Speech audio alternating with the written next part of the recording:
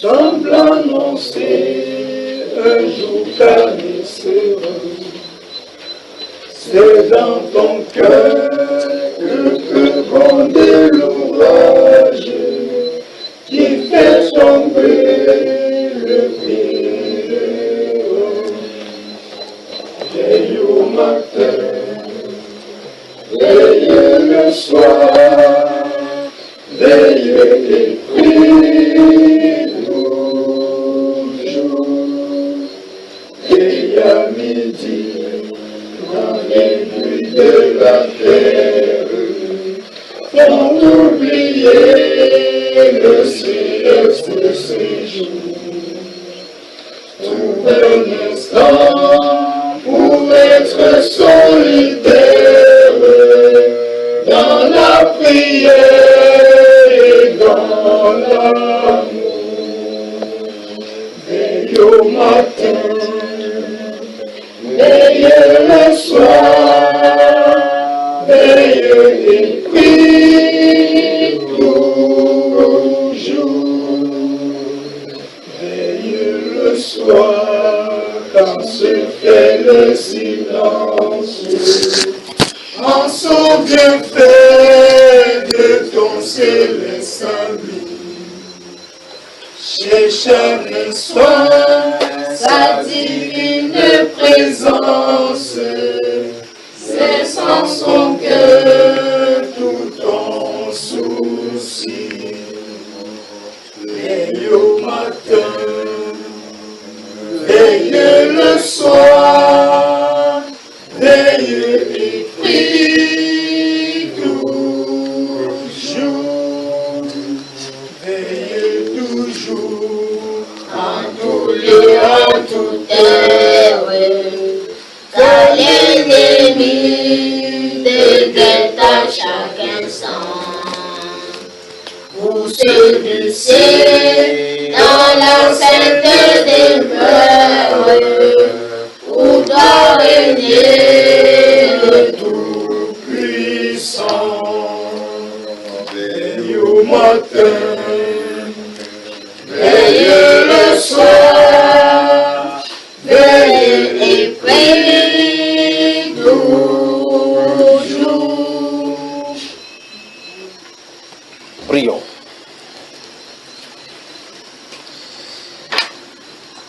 Seigneur, alors que les sombres nuages se réunissent, Père, pour faire pleuvoir de charbon de feu, nous prions au Dieu de gloire que tu aies un regard favorable sur nos vies et que tu daignes pardonner nos iniquités. Seigneur, place toi-même une marque sur tes enfants pour la protection. Donne-nous, ô Dieu de gloire, à ne point trembler lorsque tu exerces tes jugements, car tes jugements s'exercent sur les nations, Père, pour appeler à la repentance tous ceux qui doivent venir à toi. Seigneur, nous soumettons nos cœurs encore ce soir entre tes mains. Nous soumettons notre âme entre tes mains. Soumettons notre pensée entre tes mains. Afin que toi seul tu exerces, ô Dieu de gloire, ta justice sur nos vies. Merci pour la grâce que tu nous accordes de nous réunir encore ici aujourd'hui. Merci pour ce sang précieux du Seigneur Jésus-Christ qui parle encore jusqu'aujourd'hui à notre faveur. Merci Père de gloire parce que il est assis à la droite de la majesté divine et il intercède encore pour nous. Afin que nous devenions, ô Dieu de gloire, Seigneur Dieu de gloire, des sacrifices de bonne odeur pour toi. Donne-nous de vivre une vie conséquente par rapport à ce que notre Seigneur Jésus-Christ a fait. Que ton nom soit élevé dans les cœurs au nom du Seigneur Jésus-Christ de Nazareth. Je prie pour chacune de nous, chacune de nos familles ici, chacune de nos familles. Je prie Dieu de gloire pour nos frères et sœurs qui ne sont pas là aujourd'hui. Pour tous ceux qui passent par des difficultés. Pour tous ceux ici, ô Dieu de gloire, qui se voient dans les feux des épreuves chaque jour. Je prie, Père, que tu aies un regard favorable et que tu étendes ta main de grâce dans leur vie. Je prie au Seigneur Dieu de gloire que tu pourvoies à tous leurs besoins, comme tu le fais toujours. Ils dorment sous ta grâce, ils se réveillent sous ta grâce et tu les conduis sous ta grâce. Seigneur, nous nous remettons entre tes mains. Donne à tous ceux dont le genou fléchissait de part et d'autre d'être droit et marcher sur le chemin merveilleux de notre Seigneur Jésus-Christ. Je prie pour tous ceux qui nous entendent partout dans le monde entier, Père, que tu regardes quelqu'un et que tu pourvoies leurs besoins. Donne à ceux qui te cherchent particulièrement, Père de gloire, de te trouver à cette heure, cette sombre heure où les gens te cherchent de tout leur cœur. Tu as promis au Dieu de gloire que tu te laisseras trouver par ceux qui te cherchent. Seigneur, tu n'es pas une source trompeuse. Tu es la source d'eau où on peut puiser l'eau de vie. Accorde l'eau de vie, Seigneur, à tes enfants. Que ton nom soit élevé au nom du Seigneur Jésus-Christ. Amen. Amen. Amen. Bonsoir. Chacune des personnes ici, ça dit que vous vous asseyez. Vous ne vous êtes pas vu depuis. Vous êtes salué, non? Bonsoir. Bonsoir. Ça fait longtemps qu'on ne s'est pas vu, n'est-ce pas? Vous continuez à prier pour le Cameroun, n'est-ce pas? Qu'est-ce que le Seigneur vous a montré, donc? Oui, frère. Bon, frère, moi particulièrement, dans les sons que je fais, je me retrouve tantôt dans un champ.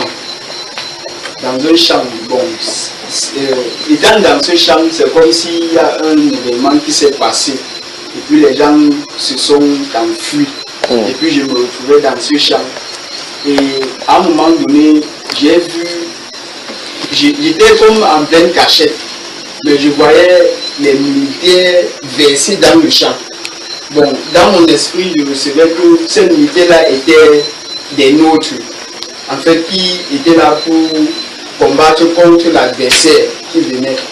Bon, l'adversaire aussi était habillé donc avait aussi ces mêmes tenues que les militaires avaient. Donc à un moment donné, c'est comme si ces militaires qui étaient des nôtres, ils allaient en confrontation contre les militaires du camp adverse. De telle sorte que, bon, c'est comme s'il y avait une certaine confusion. Ils ne parvenaient pas à distinguer qui était réellement ceux des autres camps. Donc c'est en fait ça que dans un mot, il y avait la confusion. Oui. Qui d'autre? Moi, j'avais parlé de ça à l'Assemblée là-bas. Donc c'était aussi un songe où ça s'est passé un peu en 3 temps. Mais toute la nuit là, j'avais seulement fait le même songe. C'était un peu comme ça part. Assieds-toi pas ici comme ça, il s'assoit. Prends la chaise, tu t'assois là devant. Assieds-toi bien. Voilà. Tu es un prince, n'est-ce pas? Et puis comme ça, vous asseyez bien. Voilà. Vous êtes à l'aise, n'est-ce pas, mon soeur? C'était un peu le même songe comme pour les bons.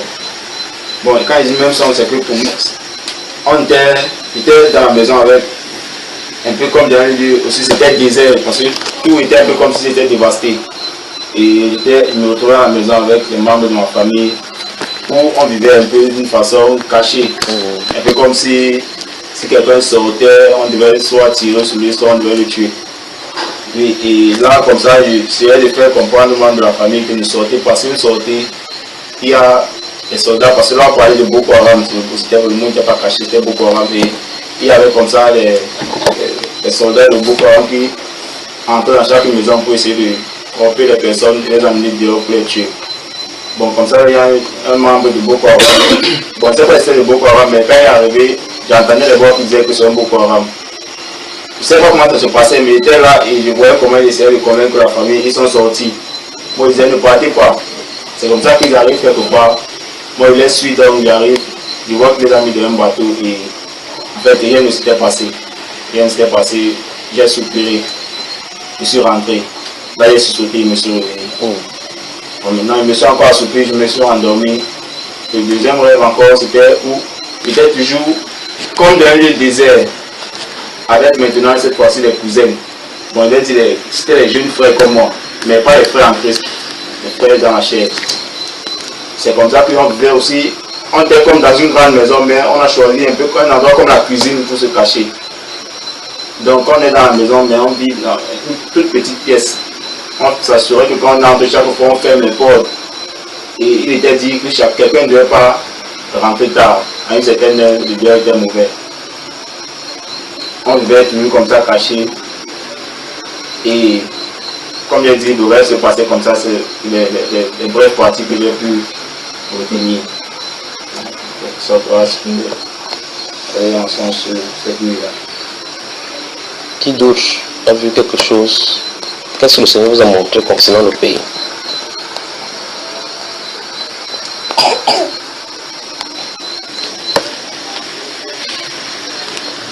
Vous priez, vous intercédez. Tout le monde vous priez. Qu'est-ce que le Seigneur vous a montré? J'ai fait des songes, Est-ce qu'il va parler à haute voix? j'ai fait des songes, mais je ne sais pas si c'est des côtés du pays, par rapport au pays. Ça concerne, je ne sais pas si ça concerne le pays. Oui, je ne sais pas, mais c'est plutôt, je suis en train de voir la dignité des gens. Et c'est alors, on me dérange.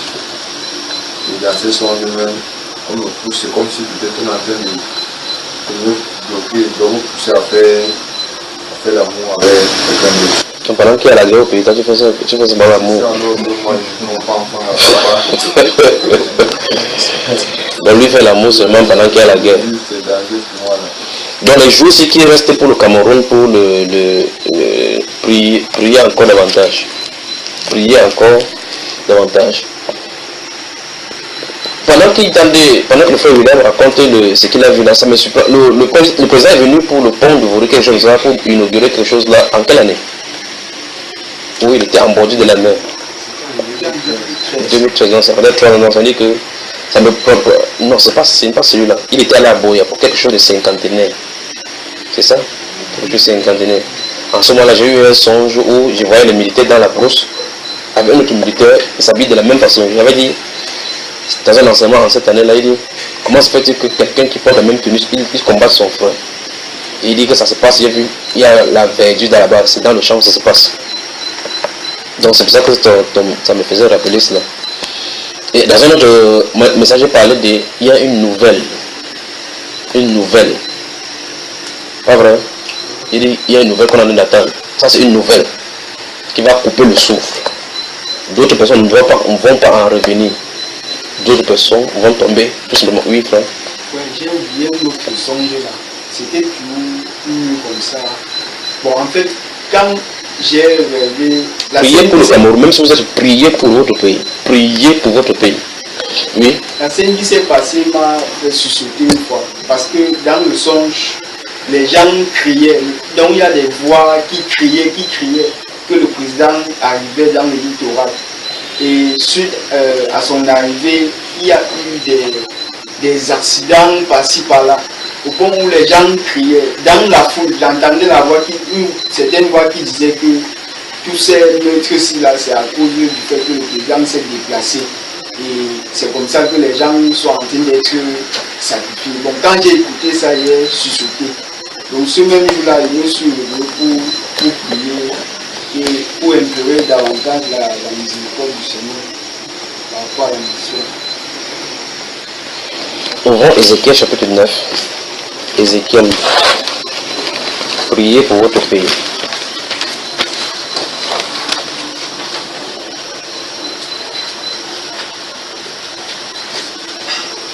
Quand vous aurez le temps, commencez à partir du chapitre 8, d'accord?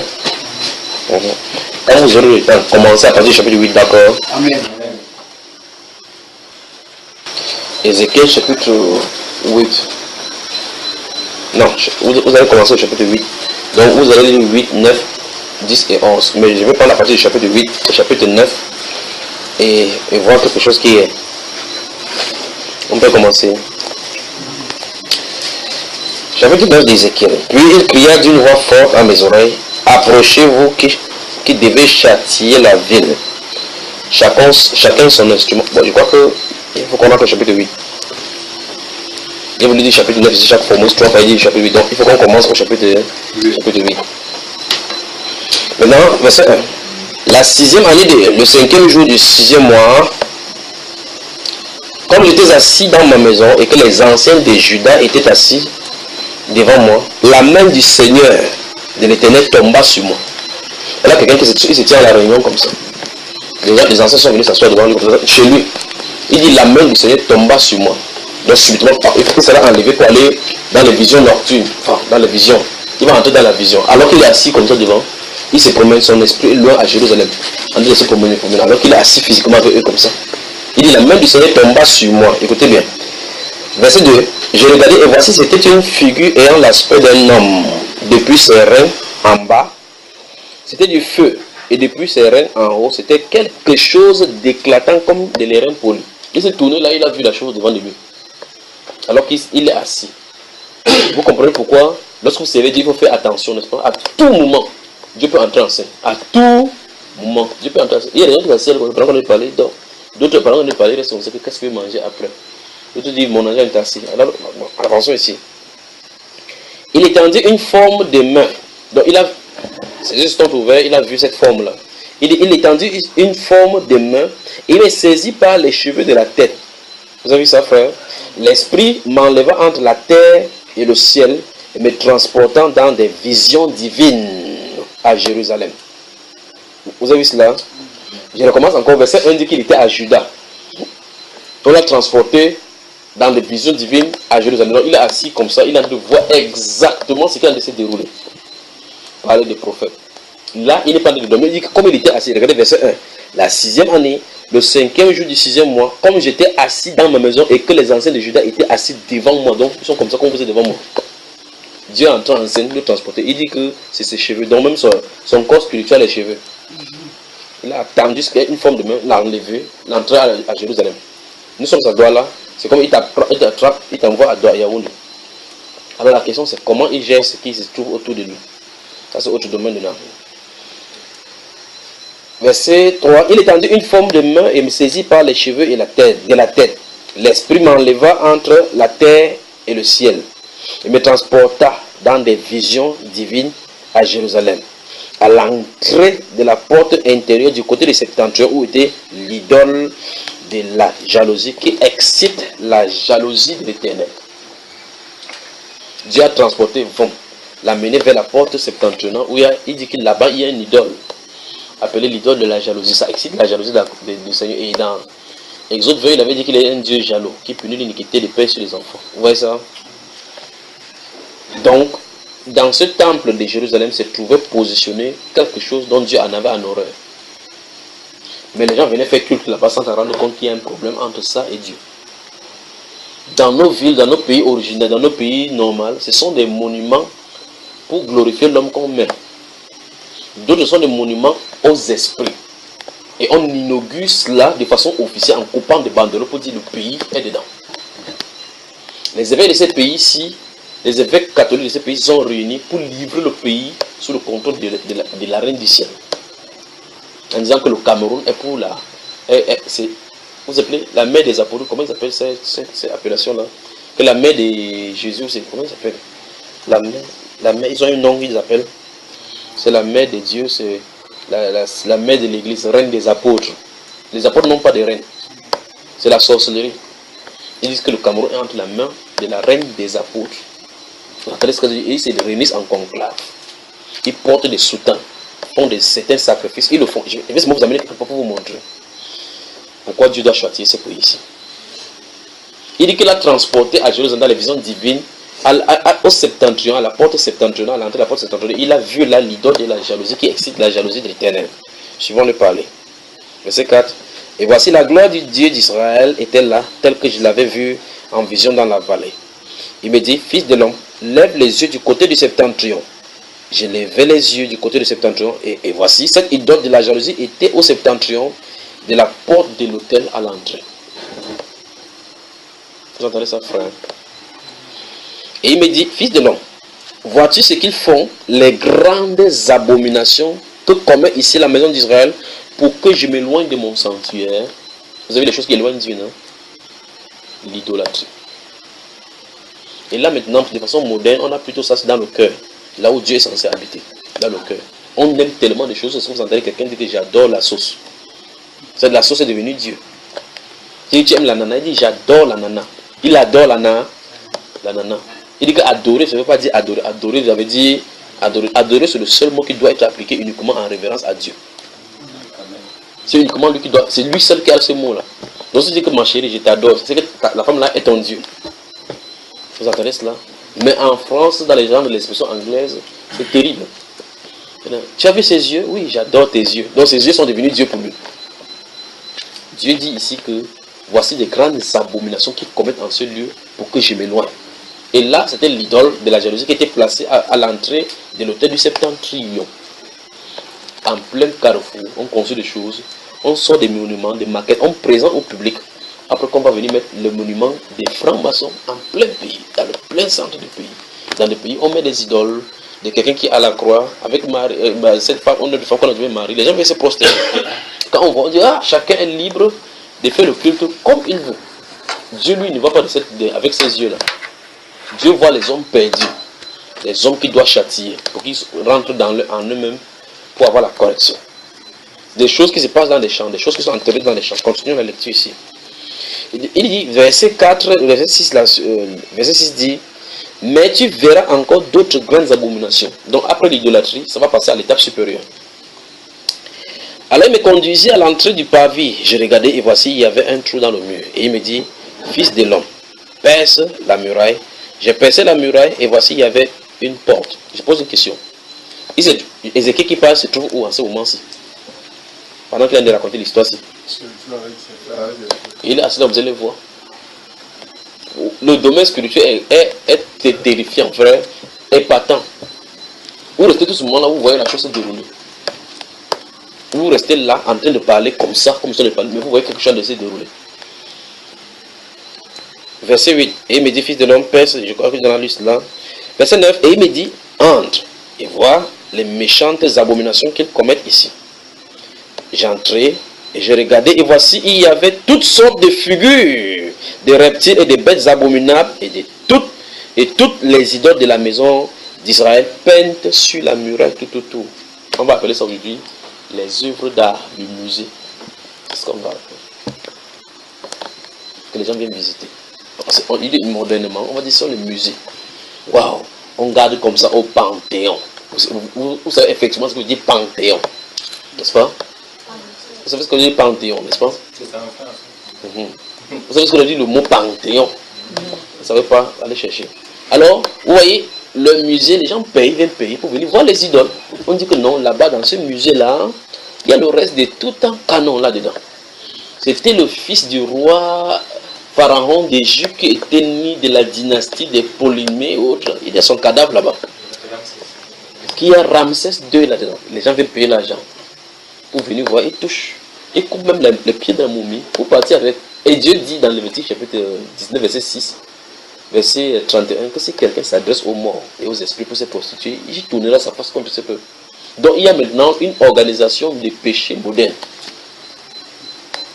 Quelqu'un qui va voyager pour aller en Lourdes, pour voir là où Marie avait apparu dans les grottes. D'autres disent qu'il part en Simalais, il part non coiffé l'arbre. L'arbre est resté, sa part est venue. Sa malchance c'était que cet esprit était venu tomber sur cette arbre-là. Avant que l'écorce ne sorte qu'on a attrapé, s'il a parlé, c'est qu'elle devait casser une de ses branches, chicoter les gens en bas comme ça, que quitter sur moi. L'être humain. Ça tombe au Nigeria, dans un autre endroit, c'est les gens qui partent se laver dans la boue en disant que l'eau là, ça a le pouvoir pour guérir. Jamais se contamine là-bas, porte la maladie. Alors, on a foi à faire. Donc il dit, quand il a dit perce ce mur, il a dit perce. L'esprit lui a dit entre. Il a entré, il dit que tu vas voir des grandes abominations qui font en ce lieu. Quand il est entré, il était surpris de voir que toute l'idolâtrie qu'on manifeste physiquement en plein jour se retrouve représentée. Et c'est parce que c'est ça. C'est-à-dire que dans cette maison-là, les dieux que les gens servent dehors, le fait que les gens pêchent dehors par idolâtrie, que Dieu, sur le plan humain, quand on va sortir en pleine journée, vous allez marcher, vous allez dire à quelqu'un dit non, moi je ne crois pas que Dieu existe, voici mon Dieu, voici mon Dieu. Quand tu pars dans cette maison-là, tu vois qu'on a représenté tous ces reptiles-là au mur. Et regardons encore cela. Verset 10, j'entrais et j'ai regardé et voici, il y avait toutes sortes de figures, des reptiles et des bêtes abominables et toutes les idoles de la maison d'Israël. Donc toutes les idoles étaient représentées là-bas. Vous allez dans ces abominations-là, vous voyez, on a dessiné, quelqu'un qui a dit l'archange Michael en haut avec les couteaux comme ça. On dessine des gens là-bas qui sont comme ça. On dessine partout, tout autour de nous. On dit waouh, ça c'est l'œuvre médiévale. Ça c'est l'œuvre Da Vinci. Waouh, il y a des figures au mur. On montre, les gens sont contents. Ils ne savent pas là où ils vont. Allons-y, continuons seulement. Peinte sur la muraille, tout autour. Verset 11. 70 hommes des anciens de la maison d'Israël, au milieu desquels était Jazania, fils de Shaphan, se tenaient devant ces idoles, chacun l'encensoir à la main et il s'élevait une épaisse nuée d'encens. Donc Dieu leur a montré, Dieu lui a montré clairement que ceux-ci en journée parlent de Dieu, la nuit va ce qu'ils font. Voilà donc ce qu'ils font dans le monde des ténèbres. Verset 12. Et il me dit, fils de l'homme, vois-tu ce que font dans les ténèbres les anciens de la maison d'Israël, chacun dans sa chambre, plein de figures, car ils disent, l'Éternel ne nous voit pas. L'Éternel a abandonné le pays. Vous entendez ça, frère? Donc, tout ce que tu fais dans le secret, vous couchez, frère, même si vous descendez dans la sensation, remarquez que ceux-ci ne pouvaient pas imaginer que Dieu allait montrer ça à quelqu'un. Ceux-ci ne pouvaient pas imaginer que Dieu allait montrer cela à quelqu'un. Et par conséquent, ils peuvent faire leur truc tranquillement. Ils sortent le matin, ils portent la soutane. Ils marchent là. Pas maintenant que le Seigneur Christ les a appelés hypocrites. Ils m'honorent de lèvres, mais le commandement qu'ils observent, c'est le commandement d'homme. Maintenant, ils sont devant les hommes comme ça. En pleine journée, on les respecte. Mais Dieu connaît sa vraie nature. Ce qu'ils pratiquent dans les ténèbres. Il dit, ceux-là disent que Dieu ne voit pas. Et les gens disent aujourd'hui, si Dieu voit, pourquoi il ne frappe pas? Dieu, pourquoi tu ne frappes pas? Pourquoi Dieu laisse agir? Et Dieu laisse agir pour qu'on prenne conscience. Prions pour notre pays. Je ne voulais parler en parabole seulement concernant le pays, avant de voir si le Seigneur a quelque chose pour nous ce soir. Mais en disant ces choses, vous devez voir chacun dans vos maisons. Que vous voyez que vous habitez dans une maison où il y a quelqu'un qui est chez l'église catholique et qui construit des hôtels. Vous mettez des gens dans une maison, sachez que votre maison est sous le coup de l'abomination devant Dieu. Je ne sais pas si vous saisissez. C'est-à-dire vous habitez chez quelqu'un, ou bien avec quelqu'un qui a fait un hôtel où il a mis la Camp Michel, une statue dans laquelle il vient s'adorer. C'est terrible. Continuons. Verset 12, et il me dit, fils de l'homme, vois-tu ce que font dans les ténèbres les anciens de la maison d'Israël, chacun dans sa chambre, pleine de figures, car ils disent, l'Éternel ne nous voit pas, l'Éternel abandonne le pays. Et il me dit, tu verras encore d'autres grandes abominations qu'ils commettent. Donc ce n'est pas terminé. Verset suivant 14. Et il me conduisit à l'entrée de la porte de la maison de l'Éternel. Dans l'entrée de la porte de la maison de qui? Dans le temple qu'on avait conçu au Dieu d'Israël. Mais écoutez ce que les enfants font. Les enfants. Du côté de Septentrion. Et voici, il y avait là des femmes assises qui pleuraient Tammuz. Vous entendez ça, frère? Donc les gens viennent au temple. Ils s'asseyent.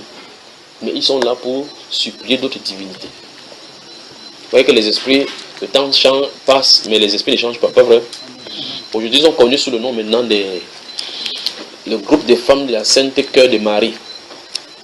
Ces saintes servantes de Marie portent le blanc, mais ils sortent des divinités. Tammuz est changé maintenant à une autre divinité, avec un autre nom. Maintenant, comprenons. Et il me dit, vois-tu, fils de l'homme, tu verras encore d'autres abominations plus grandes que celle-là. Donc jusque-là, ce n'est pas encore très grand.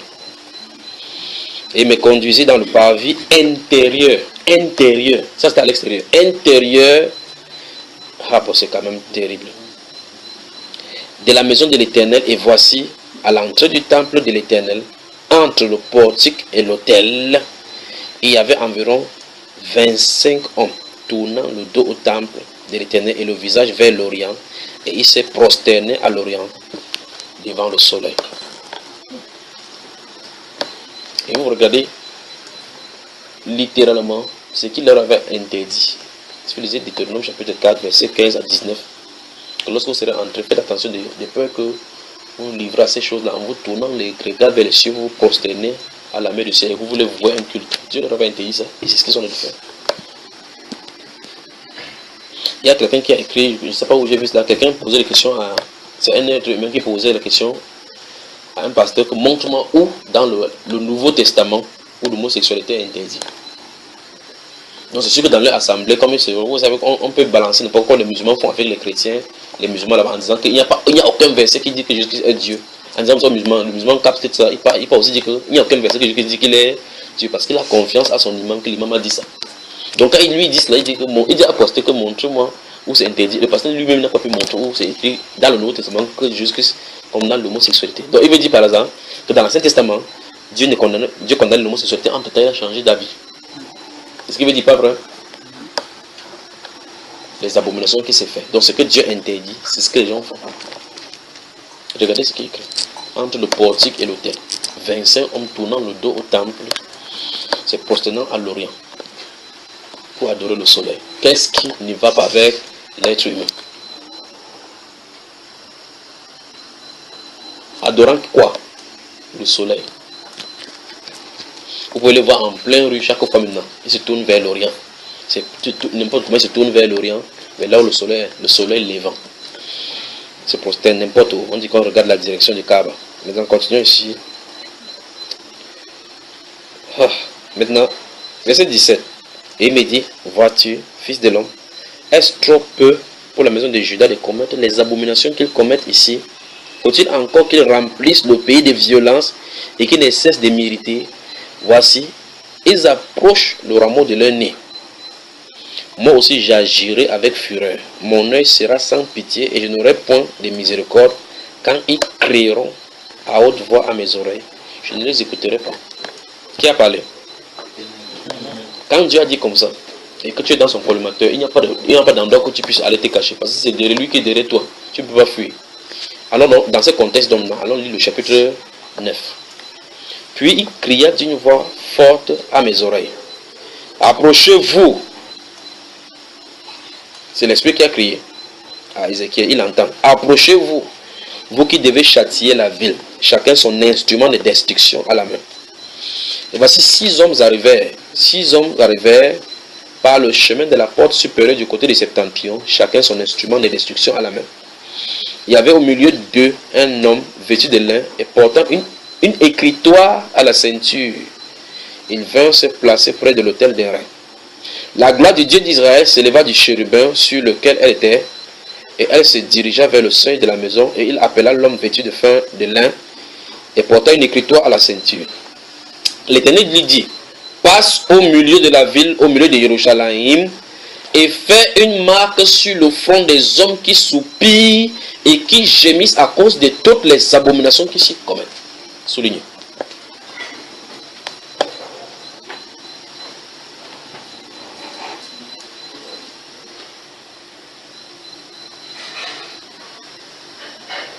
Vous y êtes. Nous sommes au verset combien?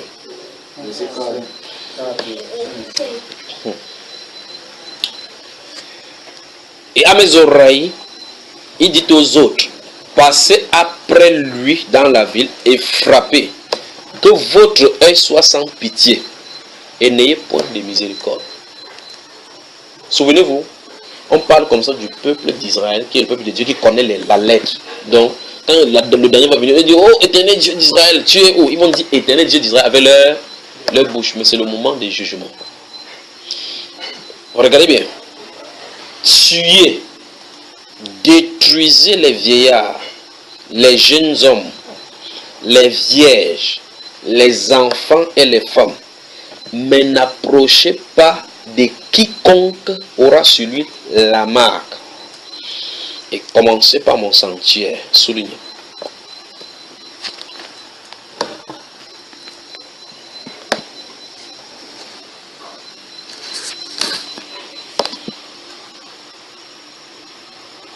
Vous comprenez pourquoi il faut servir Dieu avec intégrité? Vous comprenez pourquoi il faut servir Dieu avec intégrité? L'expérience de tous ceux qui s'appellent riches, qui, à un moment donné ou à un autre, tombent dans l'oubliette.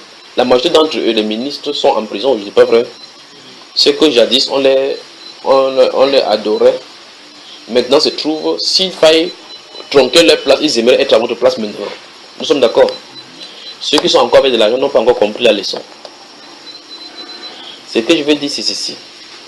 Et quand Dieu a arrêté quelque chose contre toi, il n'y a pas de solution.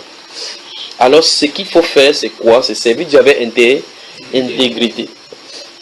L'expérience de la Bible nous a montré que quand bien même il y a des difficultés, nous avons vu une fois ici le cas d'Isaac qui était dans un pays et la famille a souvenu ce pays. Et c'est Dieu qui avait appelé la famille dans le pays. Il voulait aller en Israël, enfin en Égypte. Dieu lui a dit que ne bouge pas, reste ici à Guéra, je vais te bénir dans ce pays-ci.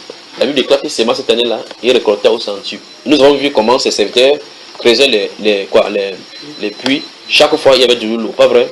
Malgré qu'il y avait la sécheresse. Alors Dieu est avec ceux qui le craignent. La Bible déclare qu'il veille sur ses serviteurs. Et en réalité, c'est lorsqu'on entre dans ce genre de passage, comme on a dit dans Ézéchiel chapitre 8 et 9, que nous comprenons la main protectrice de Dieu, comment c'est ça, ce qui se passe en arrière-plan. Ce qui se passe en arrière-plan, c'est donc ce que Lorsque les catastrophes doivent venir, par exemple, tu quittes comme ça, en quittant la maison, tu quittes, tu ne sais pas ce qui se passe. On ne parle de quelqu'un ne te parle pas directement que tu vas la voiture, que tu pars en venant qu'on a rasé la maison, on a brûlé la maison. On est venu tuer tout le monde, tu viens seulement, tu es atterri, tu dis mais j'étais ici, je suis parti. Tu ne sais pas qu'on a été guidé, sans que tu n'entends des voix. Qu'est-ce qui s'est passé dans le spirituel? On a mis les marques sur tous ceux qui n'ont pas été détruits. Et on a dit ici que c'est ceux-là qui soupirent devant Dieu en voyant les abominations qui se commettent. Si quelqu'un se plaisant en disant que oh, c'est leur problème, tu es complice. C'est pour ça que Romains chapitre 1 nous dit là-bas que bien que connaissant que Dieu traite durement ceux qui commettent des choses, non seulement ils le font, mais ils sont complices. Quand quelqu'un aujourd'hui qui dit qu'il fait son travail, il dit que je suis avocat des lesbiennes. Il veut défendre un lesbien. Donc tu es coupable, on ne démontre pas les preuves que c'est la loi fondamentale des Nations Unies. Les droits de l'homme dit que chacun est libre de faire de son. Dieu n'a pas dit que tu es libre, parce que personne n'a créé ce corps-là. Pas vrai? Donc tu n'es pas libre de détruire ton corps. De la même façon que comme personne n'est libre de détruire la terre. Si Dieu va aller jusqu'à détruire ceux qui détruisent la terre, comme plus fort raison ceux qui vont détruire son corps, lui, qu'il a créé. Et c'est pas ça que vous me saisissez, frère. Alors regardez ce qu'il dit ici. Il dit, Dieu donc a donc dit aux 6 hommes qui étaient derrière de passer dans la ville après que celui-là ait marqué le sceau. Remarquez très bien que la personne qui a marqué le sceau est différente des 2 autres personnes. On a donné sa description.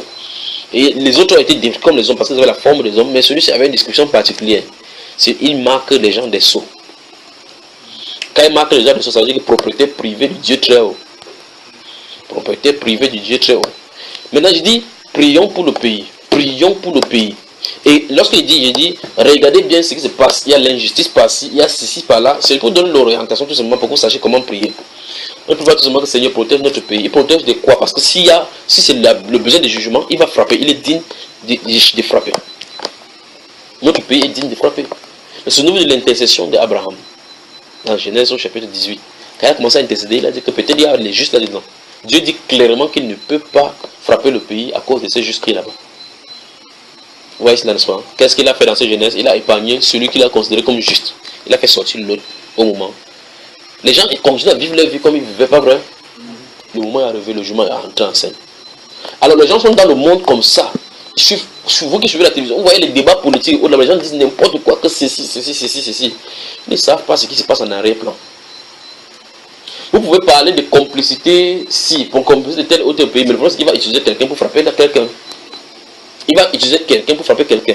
C'est différent du jugement qui va commencer, quand le grand jugement va commencer sur la terre où les choses vont sortir, le feu va sortir, frapper là, c'est du jugement. Mais maintenant, il utilise l'homme pour frapper l'homme. Je ne sais pas si vous me saisissez. Alors la Bible nous fait comprendre que tous ceux qui sont d'intercéder, Dieu met un marque sur eux pour les épargner. Priant pour le pays, en disant que Seigneur épargne notre pays parce que il y a la fornication. Tout ce que vous pouvez citer, les vices, l'injustice, sachant que s'il veut frapper les injustices, il va frapper ceux qui commettent autre péché. Et par conséquent, tu ne dois pas te retrouver dans ce cas-là. Parce que ceux qui suppuraient à cause des abominations, comme on a vu ici, là, ceux qui suppuraient, s'ils suppuraient comme ça, ils vivaient dans d'autres abominations. Abomination, c'est abomination. Ils devaient les frapper eux aussi. Mais ceux-ci étaient des gens qui regardaient ces choses, ça s'est passé, ils ne voulaient pas entrer là-dedans. Ils voyaient que la solution, c'est d'aller dans le secret avec Dieu. N'est-ce pas, frère? Remarquez que la situation nous est présentée, c'est pour montrer effectivement que quand les hommes se livrent au péché dehors, le problème est d'ordre spirituel. Nous sommes d'accord? Ézéchiel se trouve à Juda, on le transporte à Jérusalem. Il part, il voit les gens qui se tiennent dans les lieux secrets avec les encensoirs. Donc la mise en pratique des gens, c'est pour ça que tu peux venir prêcher dans la place jusqu'à essayer de foutre le camp. Parce qu'ils savent ce qu'ils font dans le secret. Donc le problème, comme vous voyez les gens liés là, c'est à cause des alliances qui se trouvent dans les ténèbres. Il faut que Dieu livre le spectacle de ce qui se passe dans les ténèbres pour qu'on puisse comprendre ce qui se passe à l'intérieur. Donc les prêtres catholiques, ouais, tous ceux qui se procèdent devant les idoles comme ça, cette manifestation physique là, en donnant le nom religieux, ils savent ce qu'ils font dans les ténèbres. Ils amènent souvent les gens à l'idolâtrie parce qu'ils ont une mission, amener les gens à l'idolâtrie. On dit l'encensoir en main. Donc, ils font comme ça, là, la fumée sort, la fumée monte. Vous ne pouvez pas voir un chrétien faire de telles choses. C'est la sorcellerie tout simplement. Pas vrai? Et on fait ça aujourd'hui devant les grands de la terre, tout le monde s'assoit, après ils sont contents, ils rentrent. Donc ils ont trouvé des manières d'agir en plein jour, en pratiquant les ténèbres en plein jour. sous la dénomination chrétienne, en estampillant chrétienne. Disons, continuons. Il commençait par mon sanctuaire. Vous y êtes? Il commençait par les anciens qui étaient devant la maison. Il leur dit, souillez la maison et remplissez de morts les parvis. Sortez. Il sortit et il frappait dans la ville. Comme il frappait et que je restais encore, je tombais sur ma face et je me criais, ah, Seigneur éternel, détruiras-tu tout ce qui reste d'Israël en répandant ta fureur sur Jérusalem? Il me répondit, l'iniquité de la maison d'Israël et de Juda est grande, excessive. Le pays est rempli de meurtres, virgule. La ville est pleine d'injustice, virgule. Car ils disent, l'Éternel a abandonné le pays, l'Éternel ne voit rien. J'espère que vous comprenez. Vous voyez, c'est les choses à cause desquelles il a frappé Israël. Vous voyez, n'est-ce pas, frère? Moi aussi, je serai sans pitié, je n'aurai point de miséricorde. Je ferai retomber leurs œuvres sur leur tête. Et voici l'homme vêtu de lin, et portant une écriture à la ceinture, rendit cette réponse. J'ai fait ce que tu m'as ordonné. L'homme qui avait la ceinture, qui était vêtu de lin, avec l'écriture sur la ceinture, fit cette réponse. J'ai fait ce que tu m'as ordonné. C'est pour dire, Seigneur, tu peux passer à l'action. Fermez la Bible.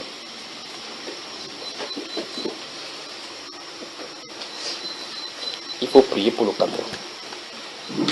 Il faut prier pour le Cameroun.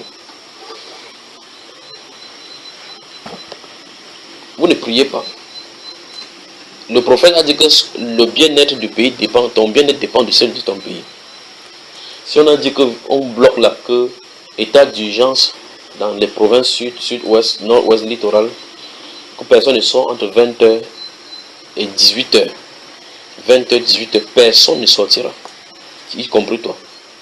Si on bloque le nord-ouest et l'ouest, on dit que les vivres ne viendront pas à Douala. On va attendre les tomates ici à Sandaga. Ça doit montrer. Une tomate va coûter 1000 francs. Dire que quand c'est 5 qui coûte 500, tu as des difficultés. Alors frère, quand vous allez sortir ici dès demain, cherchez les tapioca et les sucres, gardez à la maison. Achetez des riz, gardez à la maison. D'accord frère? Vous suivez les instructions que je vous avais données quand nous sommes réunis de l'autre côté, n'est-ce pas? Agissez ainsi, gardez et observons ce que Dieu va faire. Donc continuez à prier jusqu'à ce que vous voyez ce qu'il va. Le ciel là, c'est pas bon. C'est pas bon. Par-dessus tout, vivons dans la sainteté. Vivons dans la crainte du Seigneur. Sachant que si quelqu'un tombe, on chante plutôt le cantique parce qu'il a achevé la course. Vivez une vie droite. Personne n'est épargné. En ce qui concerne, il parle en ce qui concerne le Cameroun. Que quelqu'un soit à l'extérieur, ce n'est pas la solution. Parce que souvenez-vous, quand on parle d'Israël, on parle d'Israël. Quand vous allez lire le livre de Jérémie, vous allez voir. Il a dit que ceux qui vont aller en famine, ceux qui vont fuir aller dans le pays, il va les amener en captivité. Donc il n'y a personne. Ceux qui vont se cacher dans les champs, c'est les lions qui vont manger. Vous restez dans la ville, vous allez dévorer par l'épée et la famine. Donc il n'y a pas. Si tu es Israélien, quelque part, tu parles à la brousse, il dit au lion qu'il se cache par là-bas. Le lion vient et te mange. Donc il n'y a pas d'endroit pour se cacher. Ça c'est pour Israël. Le Cameroun est un îlot de paix. Comment un pays peut être un îlot de paix sans le prince de paix? Comment? Donc, ça veut dire, cette phrase-là, que le Cameroun est une bombe à retardement. On ne peut pas construire la paix sans Jésus. C'est pas possible. On ne peut pas construire la paix dans un pays sans Jésus. Il est le prince de paix. Dans le psaume 2e, il dit au roi de la terre, baisez le fils de peur qui les s'irrite. Vous entendez cela? Il dit que taisez-vous, parlez dans votre couche et taisez-vous. Donc il n'y a pas de construction. Regardez, allons dans Actes chapitre 3, là, voyons cela rapidement là.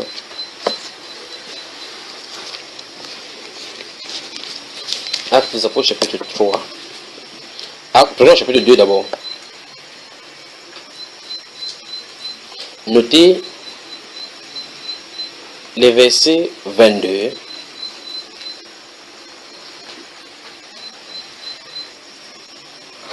à 37. Notez cela. Notez le chapitre 3.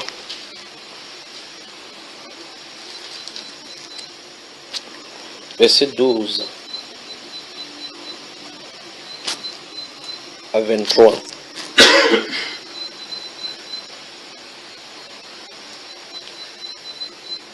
Vous avez noté, frère?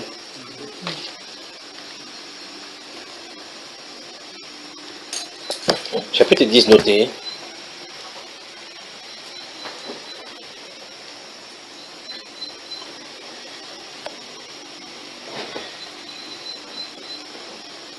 Notez verset 34 à 37.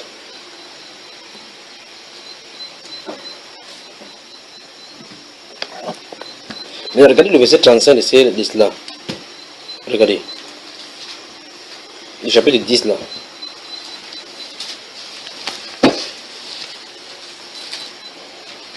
Vous y êtes. Chapitre 34 dit, chapitre 10, verset 34 dit, alors Pierre ouvrant la bouche, dit, en vérité, je reconnais que Dieu ne fait point d'acception des personnes, mais quand toute nation, écoutez très attentivement, quand toute nation, y compris le Cameroun, pas vrai, celui qui le craint et qui pratique la justice lui est agréable. Il a envoyé la parole aux fils d'Israël en leur annonçant la paix par Jésus-Christ qui est le Seigneur de tous. C'est vrai ça? Vous pouvez également ça dans le livre d'Éphésiens chapitre 2. Notez Éphésiens chapitre 2 verset 13. Éphésiens le chapitre 2 verset 13 et suivant. On y va. Regardez verset 13. Mais maintenant, en Jésus-Christ, vous qui étiez jadis éloignés, vous avez été rapprochés par le sang de Christ.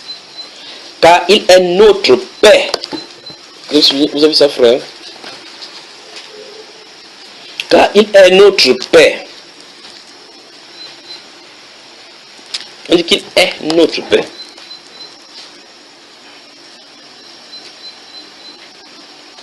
Vous avez vu, frère? Car il est notre paix. Dans Jean chapitre 16, verset 33, parlant à ses disciples, il dit qu'il vous laisse, je vous laisse ma paix. Je ne vous la laisse pas comme le monde là. Donc le monde, ce que le monde appelle paix ne peut pas être la paix que Dieu nous parle. Alors le Seigneur Jésus-Christ dit que la Bible déclare qu'il est le prince de paix. Et c'est le prince de paix justement qu'on a rejeté. Comment pouvez-vous être stable? Comment est-ce qu'on peut s'en sortir sans le prince de paix?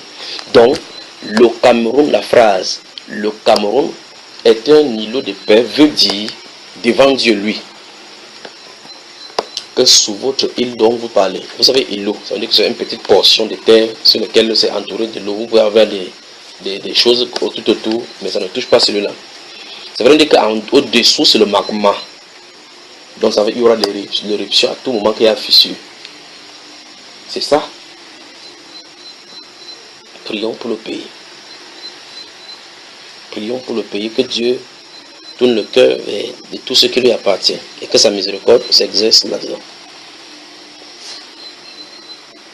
Que le Seigneur vous bénisse.